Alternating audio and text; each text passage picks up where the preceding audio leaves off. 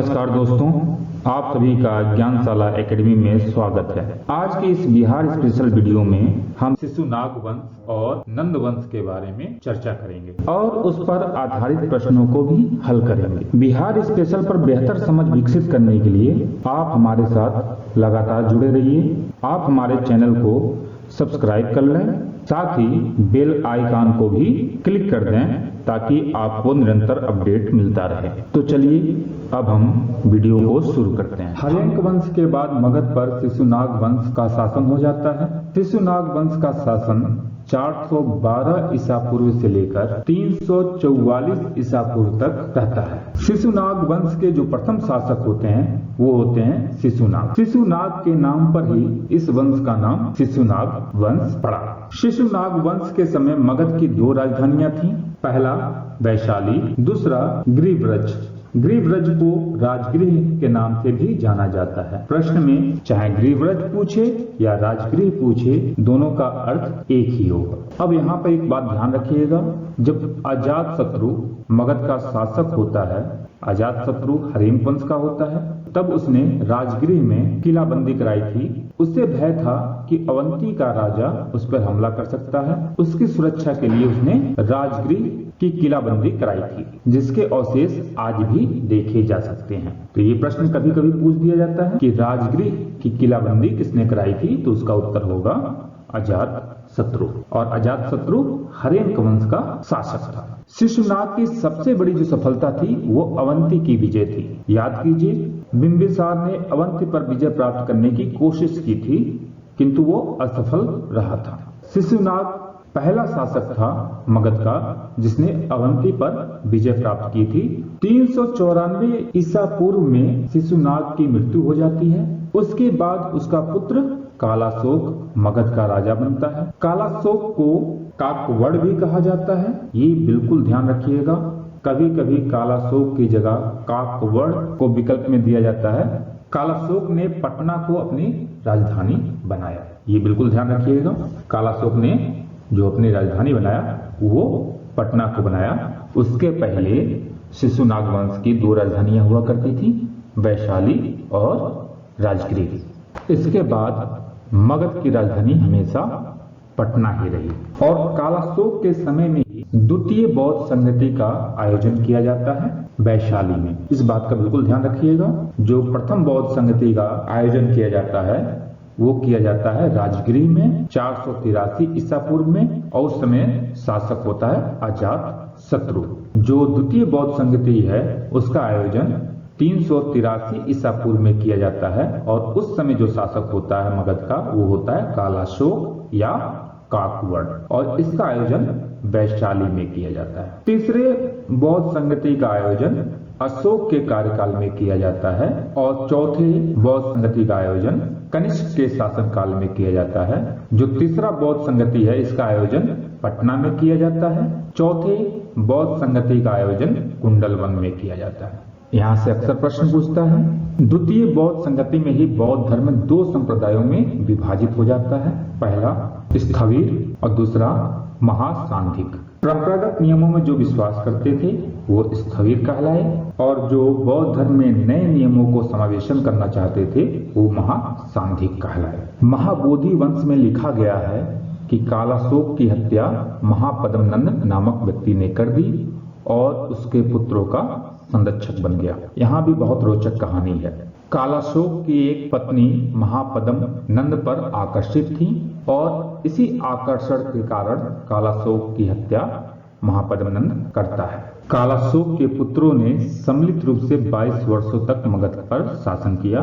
नंदीवर्धन या महानंदी दोनों एक ही व्यक्ति का नाम है। शिशुनाग वंश का अंतिम शासक था। अब हम शिशुनाग वंश के बारे में कुछ फैक्ट को रिवीजन कर लेंगे जो बीपीएससी के पॉइंट ऑफ व्यू से बहुत ज्यादा इंपॉर्टेंट है। पहला, शिशुनाग वंश की स्थापना या शिशुनाग वंश मगध पर 412 ईसा पूर्व में सत्ता में आता है या मगध की सत्ता पर बैठता है। दूसरा, शिशुनाग वंश में दो महत्वपूर्ण राजा हुए, पहला शिशुनाग, दूसरा कालाशोक। शिशुनाग ने अवंती पर विजय प्राप्त किया था तो यहाँ से क्वेश्चन पूछता है, कालाशोक ने अपनी राजधानी को पटना में स्थानांतरित किया था और इसके बाद पटना मगध की राजधानी बनी रही।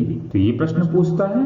और कालाशोक के समय ही द्वितीय बौद्ध संगति का आयोजन किया गया था वैशाली में। ये प्रश्न अक्सर पूछा जाता है। शिशुनाग 412 ईसा पूर्व में राजा बनता है और इसकी मृत्यु 394 ईसा पूर्व में हो जाती है। इसके बाद कालाशोक राजा बनता है, यानी कि 394 ईसा पूर्व में। इसकी हत्या 366 ईसा पूर्व में कर दी जाती है।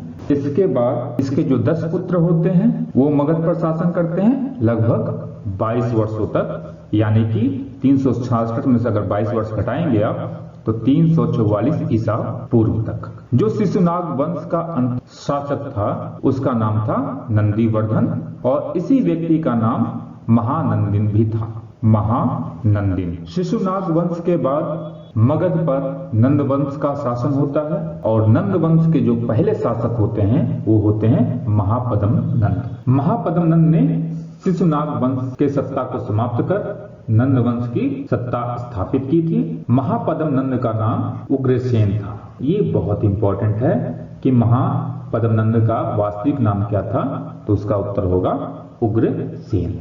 महापद्म नंद इक्ष्वाकु, पांचाल, काशी, कलिंग, अस्मक जैसे विशाल राज्यों पर विजय प्राप्त कर मगध राज्य की सीमा का विस्तार गंगा घाटी से बाहर कर दिया। ध्यान दीजिए, ये 323 ईसा पूर्व का मैप है जब नंद वंश का साम्राज्य था।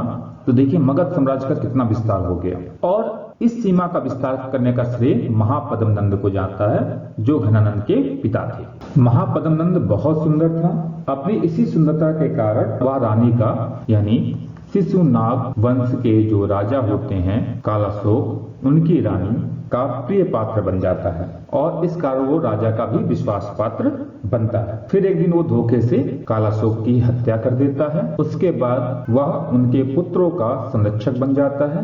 22 वर्ष बाद महापद्म नंद राजकुमारों की हत्या कर खुद मगध का सम्राट बन जाता है। महापद्म नंद ने अपने समय के लगभग सभी राजाओं को पराजित किया था जो भी उसकी सीमा के आसपास राजा हुआ करते थे। उसने कलिंग पर भी विजय प्राप्त की थी और मगध सीमा का विस्तार समुद्र तक कर दिया था। महापद्म नंद के कुल 8 पुत्र थे और ये 8 पुत्र भी राजा हुए। इस तरह नंद वंश में कुल 9 राजा हुए, एक महापद्म नंद और उसके 8 पुत्र। अब यहाँ पे थोड़ा विवाद है कि क्या उसके 8 पुत्रों ने शासन संभाला था। तो इसके संदर्भ में अलग अलग धर्मों के ग्रंथों में अलग अलग मत हैं, लेकिन निष्कर्ष ये जरूर निकलता है कि सभी भाई जो 8 पुत्र थे उसके किसी न किसी रूप में सत्ता में भागीदार हुआ करते थे। नंद वंश का जो अंतिम शासक था वह घनानंद था। घनानंद के शासन काल में ही सिकंदर का भारत पर आक्रमण होता है लगभग 327 ईसा पूर्व में। और कहा जाता है कि घनानंद की सेना इतनी विशाल थी कि सिकंदर की सेना ने व्यास नदी को पार करने से मना कर दिया था। नंद वंश के समय मगध बहुत ही संपन्न हुआ करता था, आर्थिक रूप से और सामाजिक और राजनीतिक रूप से भी। नंद वंश के समय ही आचार्य पाणिनि, कात्यायन, वररुचि जैसे विद्वान मगध में हुआ करते थे। आइए हम अब इस अध्याय पे आधारित प्रश्नों को देखते हैं। पहला प्रश्न, शिशुनाग वंश के बाद मगध पर किस वंश का शासन स्थापित हुआ। तो याद कीजिए, सबसे पहले हरेंक वंश, उसके बाद शिशुनाग वंश, उसके बाद नंद वंश, उसके बाद मौर्य वंश। तो इस तरह देखा जाए तो शिशुनाग वंश के बाद नंद वंश का शासन मगध पर स्थापित हो रहा है। विकल्प को देखते हैं। पहला विकल्प अर्थात ए दिया हुआ है बृहद्रथ वंश। अब ये महाभारत के अनुसार ये माना जाता है कि बृहद्रथ वंश जो था मगध का प्रथम शासक वंश था, यानी ये हरेंक, इसको अगर रखा जाए तो हरेंक वंश से भी ऊपर रखा जाएगा।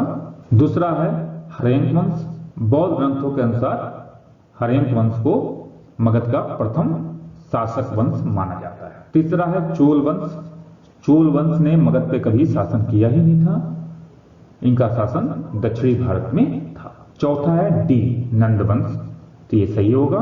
शिशुनाग वंश के बाद नंद वंश सत्ता में आता है। पांचवा अर्थात ई है, उपयुक्त में से कोई नहीं या दो से अधिक, तो भी नहीं होगा क्योंकि केवल एक विकल्प सही है, तो आंसर हो जाएगा डी।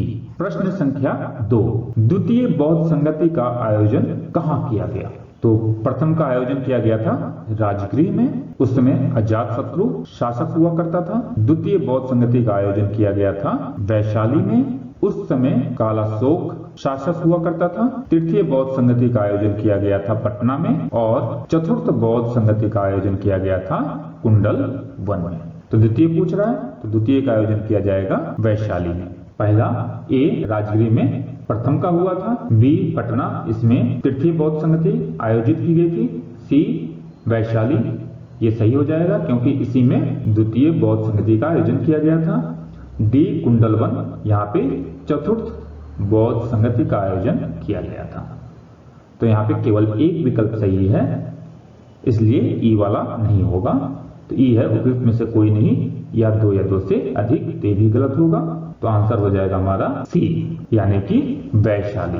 अगला प्रश्न, प्रश्न संख्या 3, द्वितीय बौद्ध संगति किसके शासनकाल में आयोजित की गई? ए अजातशत्रु के समय फर्स्ट बौद्ध संगति का आयोजन किया गया था राजगृह में। बी कालाशोक, बिल्कुल सही है, कालाशोक के समय ही द्वितीय बौद्ध संगति का आयोजन किया जाता है वैशाली में। सी अशोक के समय तृतीय बौद्ध संगति का आयोजन किया जाता है। और चौथा है डी कनिष्क के समय चतुर्थ बौद्ध संगति का आयोजन किया जाता है। ई उपयुक्त में से कोई नहीं या दो से अधिक, ते भी गलत होगा। आंसर हो जाएगा बी कालाशोक, और जो कालाशोक था वो शिशुनाग वंश से संबंधित था। प्रश्न संख्या 4, सिकंदर ने जब भारत पर आक्रमण किया उस समय मगध का राजा कौन था? तो याद कीजिए, सिकंदर का आक्रमण होता है 327 ईसा पूर्व के लगभग, और उस समय नंद वंश का शासन था। नंद वंश से ही संबंधित थे घनानंद, और उस समय जो मगध के शासक थे घनानंद थे। घनानंद की सेना इतनी विशाल थी कि सिकंदर की सेना ने व्यास नदी को पार करने को मना कर दिया था। तो पहला है अजातशत्रु, ये नहीं होगा। दूसरा है कालाशोक, ये भी नहीं होगा। सी है घनानंद, बिल्कुल सही है। डी कनिष्क, ये भी गलत है। ई उपयुक्त में से कोई नहीं या दो से अधिक, तो ये भी गलत हो जाएगा। तो आंसर होगा हमारा सी, यानी कि घनानंद। उम्मीद है आपको यह वीडियो पसंद आया होगा। फिर मिलते हैं एक नए वीडियो के साथ, तब तक के लिए नमस्कार, जय हिंद।